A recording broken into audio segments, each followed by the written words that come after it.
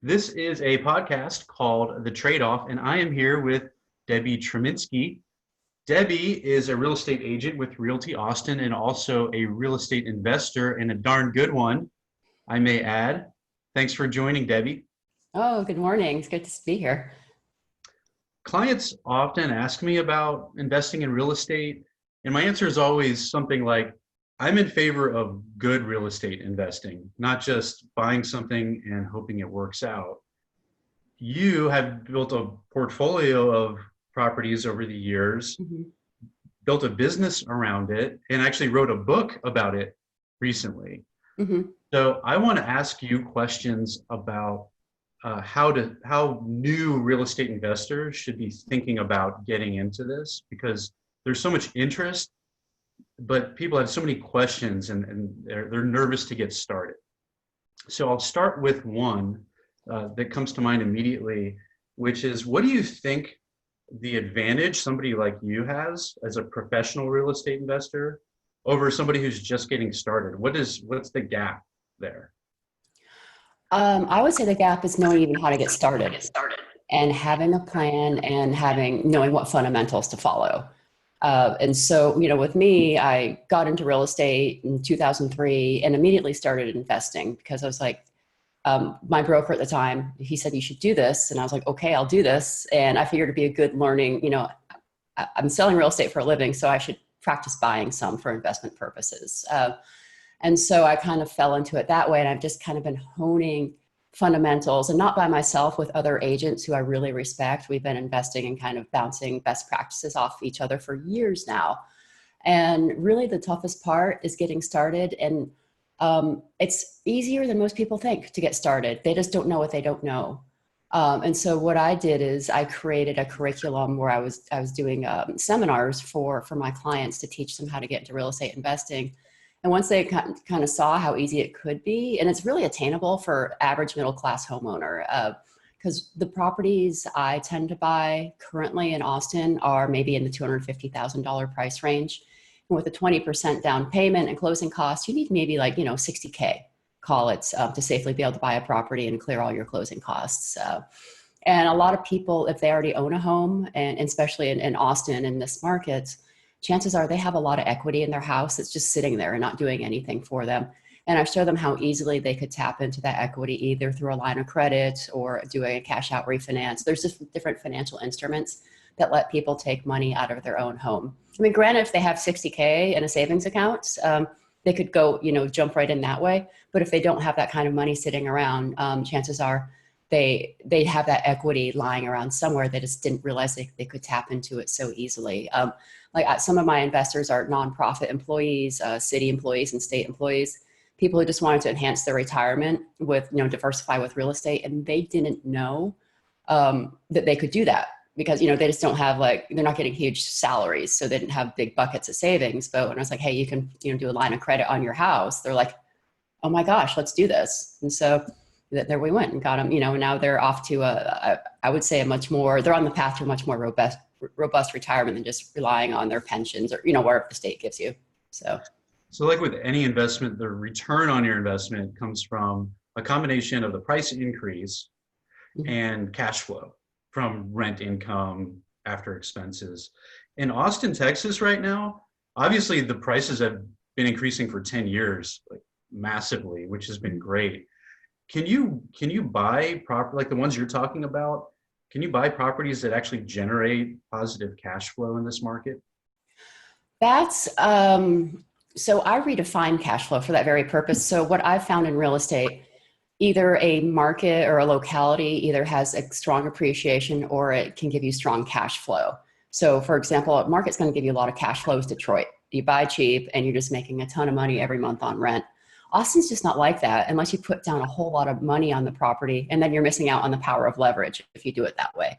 But here in Austin, I found if you stick with the fundamentals that are going to maximize what your return's going to be, your monthly cash flow in the early years and days is going to be, marginally positive. And that's just looking at what you make on rent and you subtract out your mortgage payment. So I'm not talking about vacancies, repairs, and that sort of stuff. I'm just talking about just that high level high level view. And so it's maybe going to be a couple few $100 is the way it is.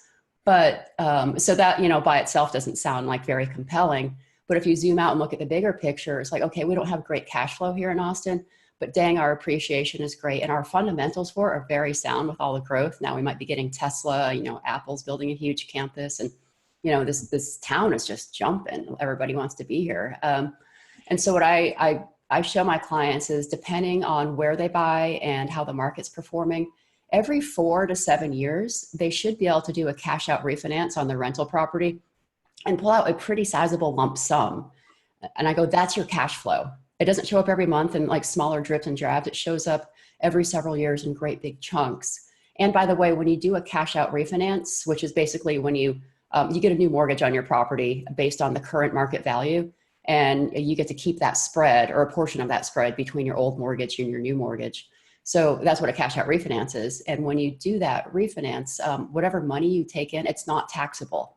So I tell my clients, you can pull it out a great big chunk of money tax-free, and you can reinvest that to grow your portfolio, your real estate portfolio. Or if you're ready to retire, you can just live off of it and not, amplify your wealth by having tax-free retirement funds. And so it's just a redefinition of what cash flow is. It's more of like the long game, more patient, but bigger payoff. You use the word leverage, and I think a lot of people don't understand how powerful that concept is. I talk to a lot of people who dream of buying a piece of property and paying it off and then collecting rent, which is great. I understand the allure of that. But in real estate is interesting because it's an asset that you can really borrow against. Mm-hmm. And when you say leverage, you're levering up the potential return. How do you think about dialing in that sweet spot for how much debt to keep on a property to get maximize the growth potential while not taking on too much risk? I think that's kind of baked into the system. When you are buying an investment property, you have to put 20% down. And then if you're doing a cash out refinance, you need to leave 25% equity in there. And so I always tell my clients, I'm like, take advantage of leverage, especially in the early years. If you're just trying to grow your portfolio, take advantage of it as much as possible, because, if you look at what the levered return, it amplifies your return on your down payment, because you're getting to enjoy the appreciation of the entire asset value, not just that sliver of money you put into buying the asset. So I want to ask you about how you think about where to buy. What are the characteristics of a really attractive property? Some people, they see these beautiful custom homes and they're attracted to that. Some people look at these beautiful downtown condos and they think, oh, well, that makes a lot of sense. There's growth going on downtown. Maybe I want to be there. Mm-hmm. You're in a different marketplace that, like you mentioned, $250,000 homes. I think a lot of people I talk to aren't really taking that market seriously for investment. How do you think about the characteristics of an ideal property to invest in? So that's fundamentals I've honed with some very competent other agents over the years, and the fundamentals don't change. The numbers change behind them or on top of them, and the parts of town change. But what I have found is, for an example, your typical $200,000 house, which doesn't exist anymore, but a couple of years ago, the example holds. So your typical $200,000 house would rent for about $1,500 a month. And then closer into Central Austin, I saw $600,000 houses renting for $3,000 a month. So it doesn't track. If it tracked, that $600,000 house should be renting for $4,500 a month. So there's a diminishing return on what you're being able to get. And I tell my clients, I'm like, do you really want to be subsidizing your tenant's lifestyle? Why don't you, instead of buying, a $600,000 house, why don't you buy a couple of $250,000 houses? And then, have a little bit of money left over or whatever. So, and you're just more diversified. You don't have a lot of eggs in one basket. And one example is I had a client and he and his family owned a house in Mueller. They moved up to the suburbs because they wanted some more space. And, they didn't want to sell the Mueller house because they thought, well, we might retire here someday. And of course, once they got up to like a bigger house with a pool, they're like, we're not going back to Mueller. And they held on to it to rent it for a few years. And then it came time to make that decision point. It's like, do you want to keep holding on to this? Because if you don't sell it now, you're going to have to pay capital gains when you do sell it eventually. And, you know, at that point it was a break even. Their mortgage and the rent payment was $3,000 a month, and they were getting ready to have a vacancy. And that was going to be really painful for them. You know, $3,000 a month just gone because the tenant isn't helping them pay the mortgage. So what we did is we sold that. I helped them sell that property and helped them buy 3 of the little, I call them little green monopoly houses. They're just, you know, starter houses. And there's a lot of demand for those in the rental marketplace. Just your basic starter house that everybody's looking for that, you know, can afford to rent, you know. But basically, so he's now cash flowing, because he's managing it himself, he's now cash flowing $700 a month versus break even, which is, you know, that's great. That's like kind of bonus. And we ran some spreadsheets, and it looks like when it comes time to retire, they're going to be $600,000 ahead, just based on how all the numbers flow out than if they had held on to the one bigger house. So, you know, that's kind of like a perfect case study of why you want to be strategic about, you don't want to buy what you're going to live, what you do want to live into necessarily. I mean, the neighborhoods I like to have people invest in, invest myself, are safe. If I had to, like, you know, go stay there for a while, I would be fine with it. But it's, you know, they're definitely not the type of house I want to, you know, live in long term. I've got a few kind of just rapid fire. Give me your first thoughts. Single family home versus duplex as an investment. In Austin, I'm all about single family homes. I can't speak to other cities, but here in Austin, duplexes, there aren't that many of them, and they tend to be clustered in neighborhoods that aren't the best. And so there is very little you can do to control your how your asset value is doing. If all the other ones fall into disrepair, you know, you're surrounded by other kind of dumpy duplexes. There's that issue. And then they tend to be more beat up too, just because they're just rentals. Whereas you just buy a single family home, it can be cute. You can make it cute if it's not cute when you buy it. But also, my philosophy is something that has a good exit strategy is something that's going to appreciate better. So a single family home appeals to so many walks of life: young couple, singles, retirees, whatever. And so I like to buy something that's, you know, even though I'm very much a buy and hold for as long as possible, so you can keep enjoying the appreciation and possibly cashing out along the way. I'm very much of buying something that when it comes time to sell, you have a very broad market of people who would be interested in that property. Does the same thought process hold for condos, or is that a little bit different? Yeah, condos are tricky. I've had the conversation more than once with, you know, people who want to buy for their kid at UT, and they think they're going to make money on it. And the market is flooded with parents with graduated kids trying to unload theirs. And for that, it's really, well, the transients of the student population. So every year you're having to find a new tenant, which is costly, because you've got to pay reletting fees and possibly have a vacancy. And, you know, I'm sure you have to do repairs between the student tenants.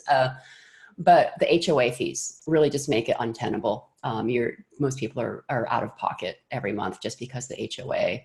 And condos tend to appreciate more slowly. Like, they're usually, when the market goes down, they're the first to crash. When the market comes back up, they're the last to come back up too.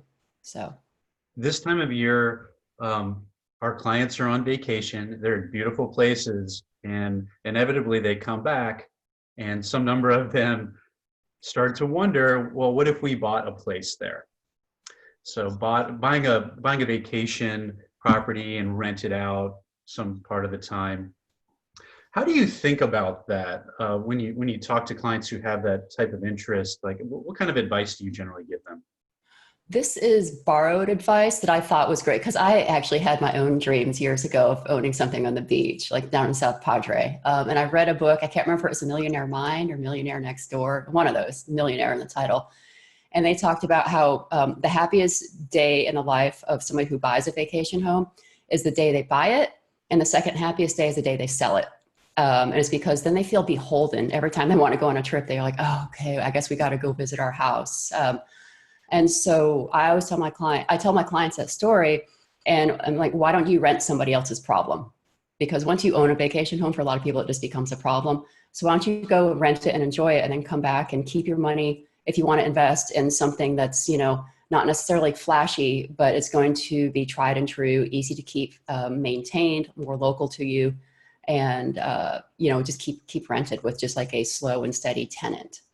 So that's my thought on it.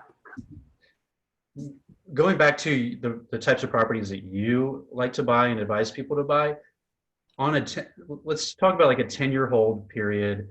How much money per year should an investor be prepared to have to put into that property just to help maintain its value, like maintenance, general improvements, stuff like that? What do you have a rule of thumb for that? The rule of thumb out there is one mortgage payment a year just for like general maintenance and repairs. But also keep in mind, you probably want to have a pot of money set aside because, there's going to be like, the refrigerator goes out or the AC goes out or new water heater time, which can, that can blow through that one mortgage payment a year thing. But eventually, if you're holding it long term, you're gonna have to do a new roof, you're gonna have to do new AC, and you'll probably need to remodel it. If it doesn't have granite already, put in granite, or if it has carpet at some point, you're gonna give up on carpet and put in, a better floor. And, like things like that happen less frequently, but they do happen if you're going to hold long term. So just bear that in mind. It's just unavoidable. So I'll be really honest with you. The main thing that keeps me from investing like this is the thought of getting a phone call on a Saturday at my son's baseball game about a leaky toilet or something. That's just the thought. I don't have enough time as it is. What is the real time commitment that you've experienced, like per house, per year? How do you think about that? What are you really getting into from like a time and hassle perspective?